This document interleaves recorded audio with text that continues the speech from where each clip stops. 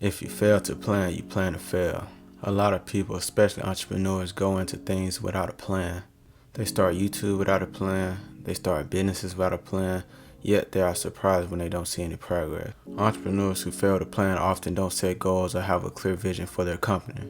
They're often scared of change even if it's necessary. I was like, I don't want to do this anymore. We just stopped and focused on something else. And I think if anyone here is making stuff and, you're starting to do it, but you don't feel it anymore, it's super fire to just stop. Like, I don't want to do this anymore. And that's okay. And just go do something else because you're not married to it. In the literal sense, but also like you don't have to be married to ideas because it's there. It's like put it to the side. So they don't take into account all the factors that could affect their business, like market conditions and or competition when making decisions about products and services. A plan isn't fail-proof, but it is better than just going into something doing random things. There are many keys to a successful clothing brand, but I will go over 5 of the ones that I have learned from the most and have been the most helpful to me. The first key is to have a clear direction and marketing strategy when starting out your clothing brand. What is your clothing brand about? What type of clothing will your clothing brand offer? Is it streetwear, loungewear? What's the aesthetic of the brand? What makes your brand different from the others? What is the main social media platform you will use to grow? What's your value proposition? Who is your target demographic? These questions need to be answered before you can effectively market your brand and grow your clothing brand. Think about this, figure it out, and take action. Don't take years on this. You can always pivot in another direction if you want to. People change and so do brands. It's okay to change it up over time. I just make stuff. I just make stuff I like at the time. And, I think as you get older, things get more refined and you become more of a sniper with your things if you want. But I think I've just become more of a sniper of what I'm trying to do. And I think I live life. Yeah. Like I go and do stuff and it's shown in my work. The second key is to take action. It's easy to get stuck in this loop of watching clothing brand YouTube videos and feeling like you've done something. Look at these videos as guides and steps to how you can apply these to you and your brand. After this video, go and take some action and figure out all of those questions from earlier, or research those questions further to help you answer those questions. There are a lot of different ways to act. What I don't want you to do is watch clothing brand videos all day and then go to sleep and do it over tomorrow. Take the value from these videos and apply it to your brand.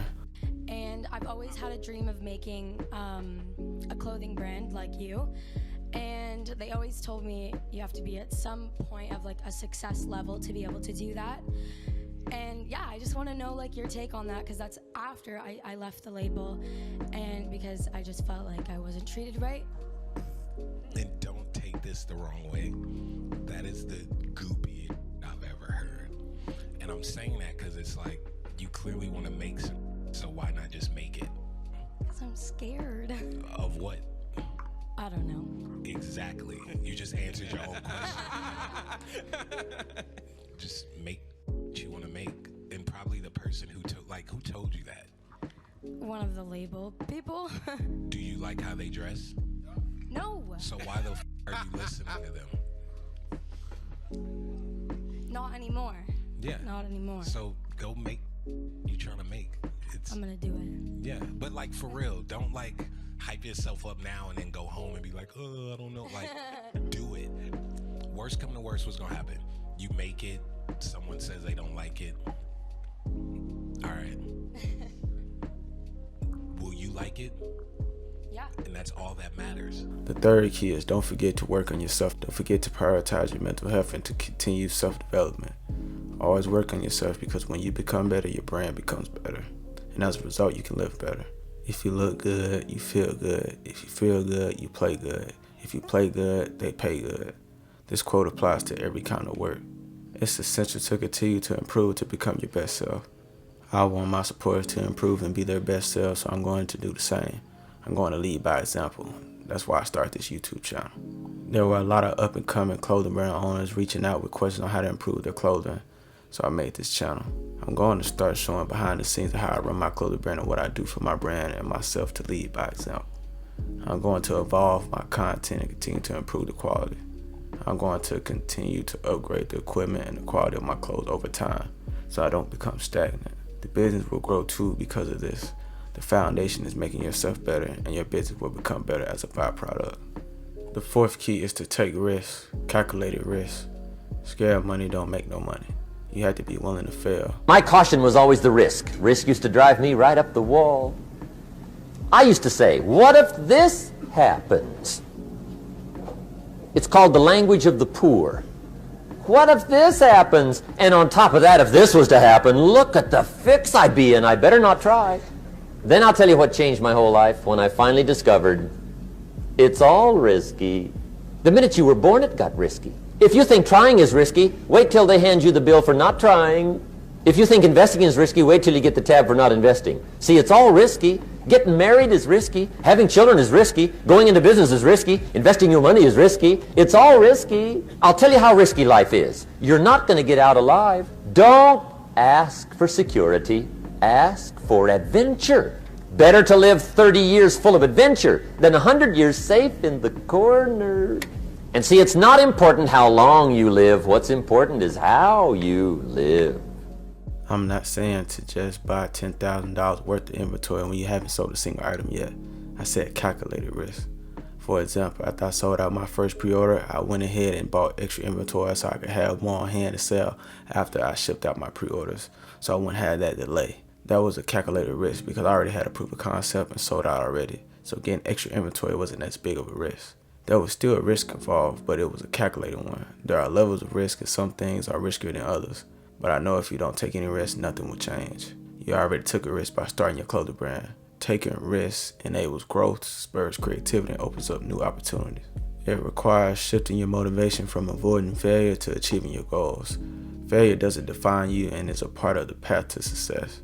The fifth and final key is mindset. You need to have an abundance mindset.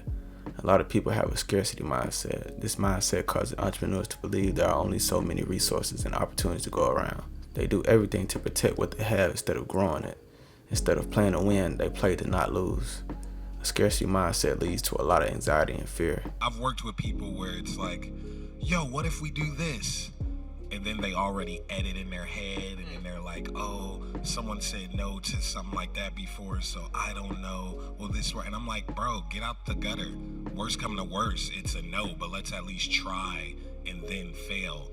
And with Converse, it's like, man, we had so many different ideas that didn't work, and it's okay because all of that got us to this one end result that doesn't even have anything to do with it, but you just learn along the way. And it also causes us to overlook great opportunities and avoid taking intelligent risks.